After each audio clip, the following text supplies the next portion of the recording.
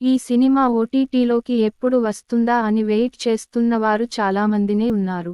వాళ్ళందరి ముచ్చట తీరడానికి ఎంతో సమయం లేదు.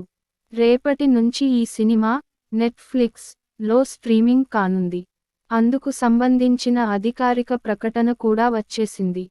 హిందీతో పాటు తెలుగు, తమిళ, మలయాళ, కన్నడ భాషల్లో ఈ సినిమా అందుబాటులోకి రానుంది.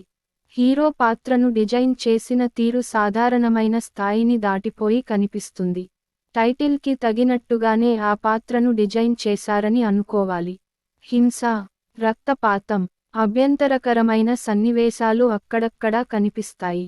తృప్తి డిమ్రి గ్లామర్ ఈ సినిమాకి ప్రత్యేకమైన ఆకర్షణగా నిలుస్తుంది. ఓటీటీ వైపు నుంచి ఈ సినిమా ఎలాంటి రెస్పాన్స్ను రాబట్టుకుంటుందనేది చూడాలి.